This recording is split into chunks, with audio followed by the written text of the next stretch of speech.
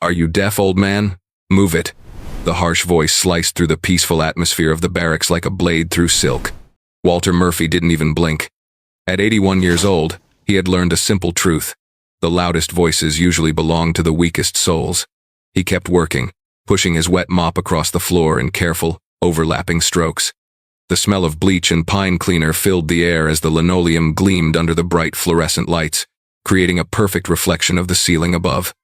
The voice belonged to Petty Officer Jake Mitchell, a man who looked like he had been carved from stone and pure arrogance.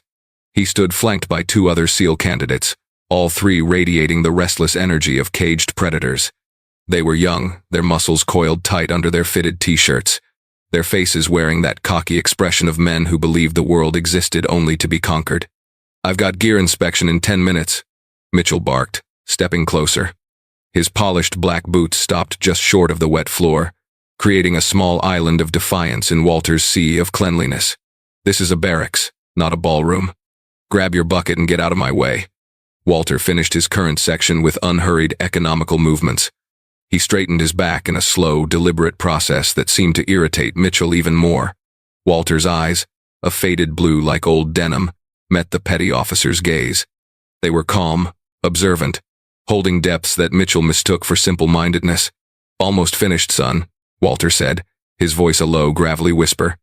It wasn't defiant, just matter of fact. "I'm not your son," Mitchell sneered. The other two candidates chuckled, a low rumble of pack mentality. "I'm the guy telling you to move. Now." The confrontation had attracted an audience. Several trainees, fresh from their morning run, lingered near their bunks, pretending to organize their gear while stealing glances at the drama unfolding in the main corridor. This was Mitchell's territory, and the old custodian had dared to challenge his authority. Mitchell was a rising star in the brutal world of basic underwater demolition SEAL training. He was faster, stronger, and more ruthless than almost anyone in his class. He thrived on the pain, on the instructors screaming, on the bone-chilling shock of Pacific waters. In his mind, the world operated on a simple hierarchy of strength, and this bent, frail man with the mop occupied the absolute bottom rung. "You know," Mitchell said, beginning to circle Walter slowly, "I don't think you belong here at all. This is a restricted area. We have classified equipment, sensitive training protocols. What's stopping you from being some kind of spy? Listening in, snooping around?" Walter leaned against his mop handle, his weathered hands resting on the worn wood. "I have clearance." "They checked everything." "They checked?" Mitchell scoffed, stopping directly in front of Walter, forcing the old man to crane his neck upward. "You look like you can't remember your own name. Let me see some identification." The demand hung in the air like a challenge thrown down. Janitors didn't get asked for ID by trainees. This was pure power play, public humiliation theater. Walter's gaze never wavered. He simply reached into his red coveralls and pulled out a worn, cracked leather wallet. His movements remained steady, showing no trace of anger or fear. He was an island of absolute calm in a sea of testosterone and aggression. His arthritic fingers fumbled briefly with the plastic sleeve. Mitchell let out an exaggerated sigh. "Any day now, Grandpa. We've got wars to train for." Finally, Walter slid out his base access identification and held it forward. Mitchell snatched it from his hand, glanced at it, then back at Walter with a smirk playing across his lips. "Walter Murphy," he read aloud. "Well, Walter Murphy, this picture looks like it was taken before color photography was invented." Instead of returning the card, Mitchell's eyes drifted down to Walter's collar. Pinned, there was a small, tarnished piece of brass, barely larger than a thumbnail with no visible markings. From a distance, it looked like worthless junk, something found in a gutter and pinned on for no reason. Mitchell reached out and flicked it with his finger. "What's this? Your perfect attendance award from the janitorial department?" The moment his finger touched the metal, the world shifted for Walter. It wasn't a complete memory, just fragments of sensation, ghosts of a life lived decades ago. The suffocating humidity of jungle canopy, the metallic taste of blood in his mouth, the rhythmic thunder of helicopter rotors, cutting through thick, humid air, the crushing weight of a friend's body draped over his shoulder, the whisper of dying words against his ear, the glint of that same piece of brass, not tarnished then but new and gleaming, pressed into his palm by a hand growing cold. It lasted only a second, a phantom limb of the past he never discussed. He blinked, and the harsh fluorescent lights returned, bright and sterile. He was just an old man leaning on a mop again. From a doorway across the hall, Master Chief Rodriguez watched the scene unfold, arms crossed over his chest. Rodriguez was a living legend among the teams, a man who had survived hell before Mitchell was even born. His face was a roadmap of every war zone from the past 30 years, and his eyes missed nothing. He had seen Mitchell's type before, strong, capable, but poisoned by arrogance that made them a liability. But it wasn't Mitchell's bullying that held Rodriguez's attention. It was the janitor. He observed the old man's stillness, the complete absence of fear or indignation. It was a profound, unsettling calm, the kind Rodriguez had only seen in men who had walked through absolute hell and emerged made of something stronger than flesh and bone. He watched Mitchell flick the pin on the old man's collar. Rodriguez squinted, unable to make out the details, but he recognized that posture. It was the stance of a man so fundamentally dangerous that he no longer needed to prove it. Meanwhile, Mitchell was enjoying his performance. He held Walter's identification hostage, dangling it between his thumb and forefinger. The crowd of trainees had grown. No one intervened. This was Mitchell's show. "I'm thinking this ID might be fake," Mitchell announced, his voice loud enough for everyone to hear. "I think we need the military police to sort this out. A man your age, with your condition, could be a serious security risk." He took another step forward, invading Walter's personal space, using his physical size to loom and intimidate. The air crackled with tension. Walter simply held his ground, his pale blue eyes fixed on Mitchell, his expression completely unreadable. Master Chief Rodriguez had seen enough. He didn't step forward or shout. That would only give Mitchell the satisfaction of a reaction. Instead, he quietly uncrossed his arms, pulled his phone from his pocket, and melted back into the shadows of the doorway. He scrolled through his contacts, past names labeled Intelligence, Armory, and Rangemaster, until he found the one he was looking for. He pressed the call button and lifted the phone to his ear. The audience in the barracks was convinced they were about to witness an old man's arrest, or at least his removal for questioning. They thought they were seeing the peak of Mitchell's dominance. Neither they nor Mitchell had any idea that help was already racing their way. They didn't know that Master Chief Rodriguez's call wasn't going to the military police. It was going to a number he hadn't dialed in over 5 years, a direct line.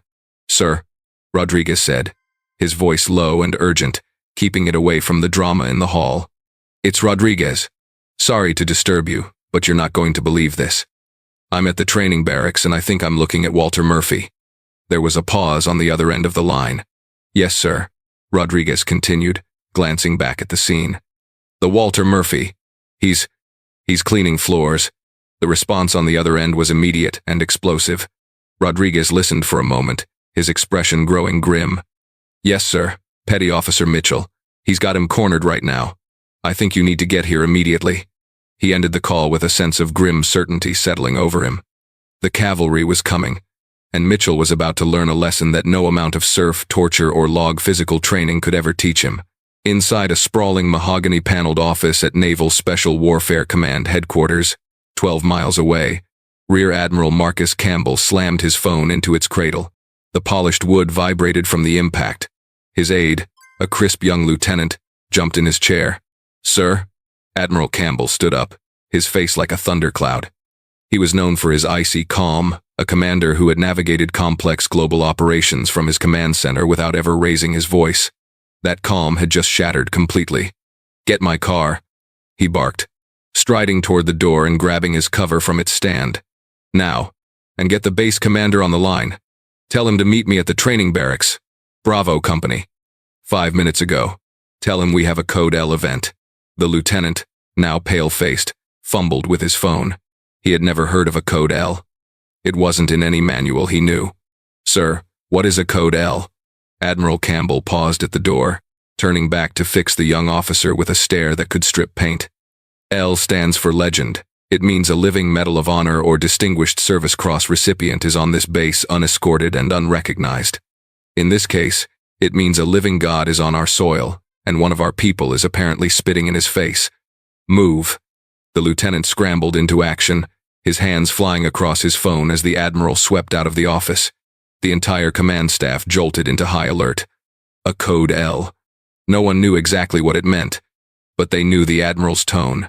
It was the sound of a world about to turn completely upside down.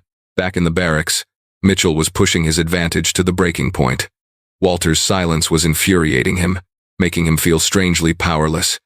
Despite his physical dominance, he needed to provoke a reaction, to make the old man crack. "That's it. I'm done with this charade," Mitchell declared, puffing out his chest. He reached out and grabbed Walter's thin arm. The muscle beneath the loose fabric was surprisingly hard, like old rope that had weathered countless storms. "You're coming with me. We're going to have a nice long conversation with base security. Maybe they can figure out what an old relic like you is doing in a place like this." He started pulling Walter toward the main door. It was the ultimate act of hubris, the final step across a line he didn't even know existed. The other trainees shuffled their feet, some now looking deeply uncomfortable. This had escalated from simple hazing to something much darker. But Walter did not move. Mitchell pulled, but the old man was an unmovable anchor, his worn boots seemingly fused to the linoleum floor. For the first time, something other than calm appeared in Walter's eyes.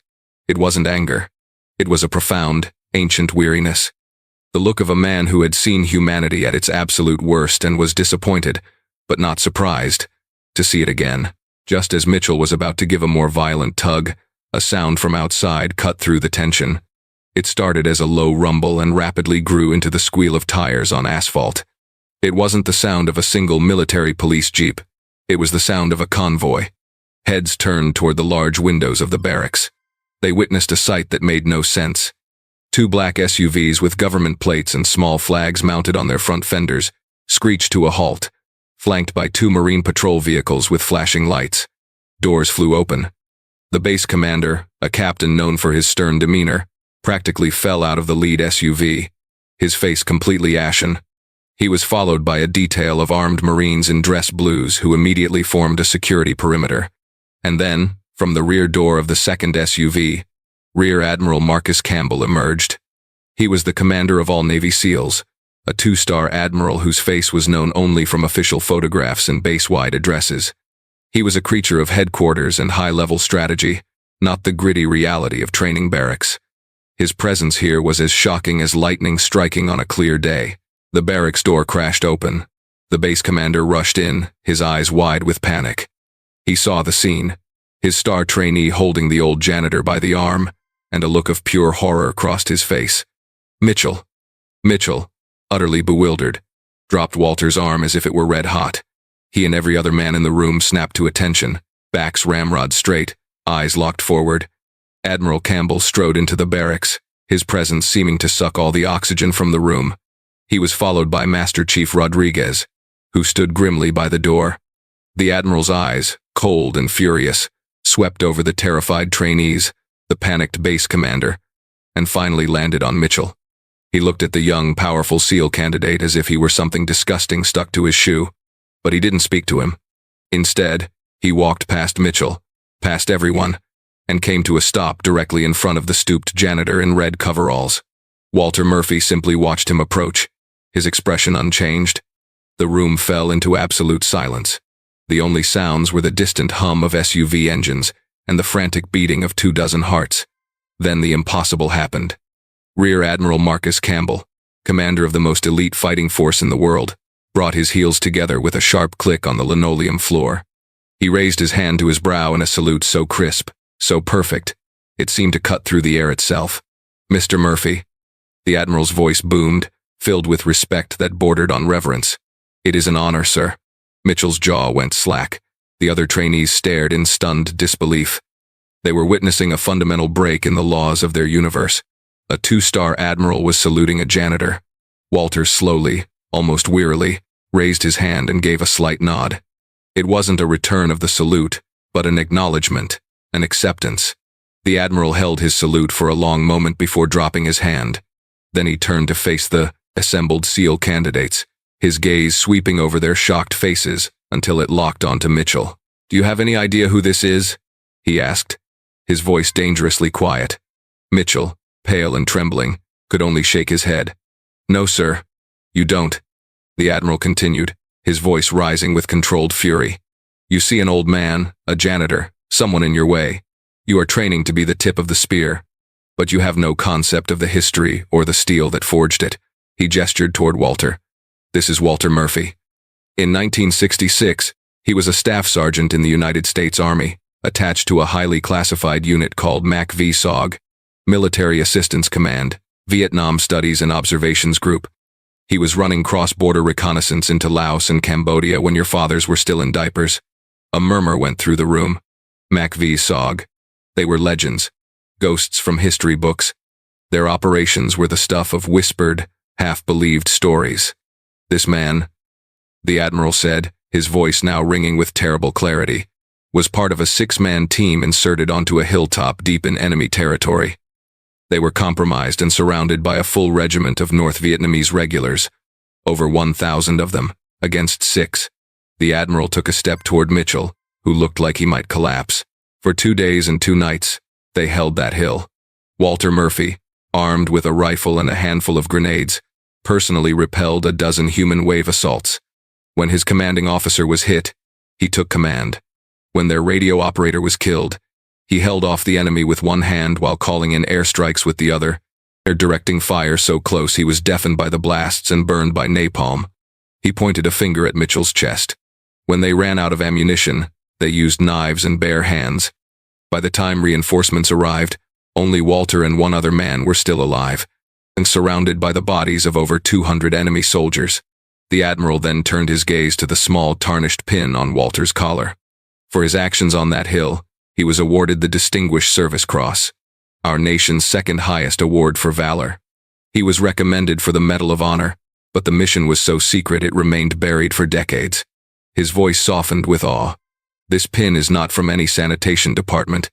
It's a piece of the first grenade casing he ever used in combat. A reminder. The silence in the room was now absolute, heavy with shame and awe. Every eye was on Walter, who looked not like a hero, but like a man profoundly tired. A man who had carried the weight of that hill for more than 50 years. Then the Admiral delivered the final crushing blow. He turned back to the petrified Mitchell. "Petty officer," he commanded, his voice like ice. "Unsling your weapon." Mitchell fumbled with his M4 rifle, his hands shaking so badly he could barely work the clasp. "Hand it to Mr. Murphy." Mitchell obeyed, his eyes wide with terror and confusion. He stepped forward and presented the rifle to the old janitor.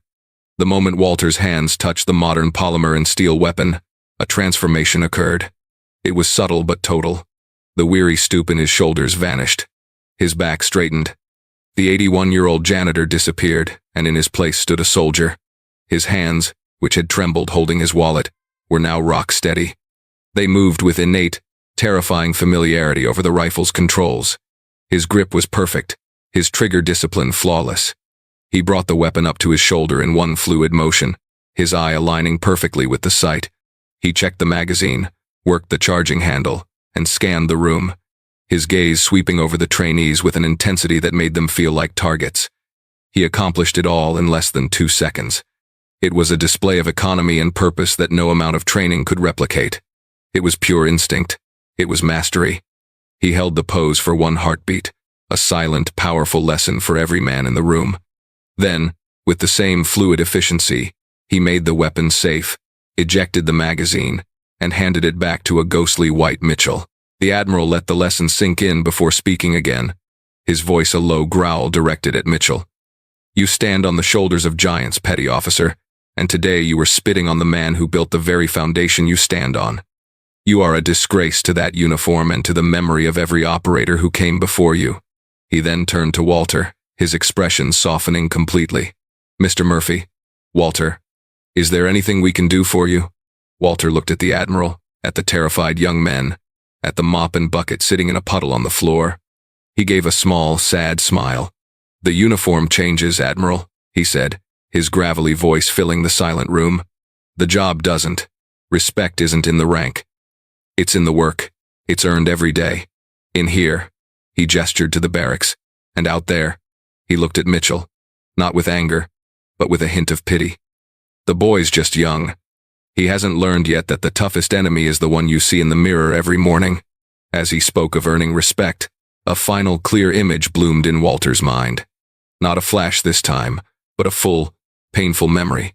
He was back in the mud of that forgotten hill. His friend, a young sergeant named Tommy, was dying in his arms.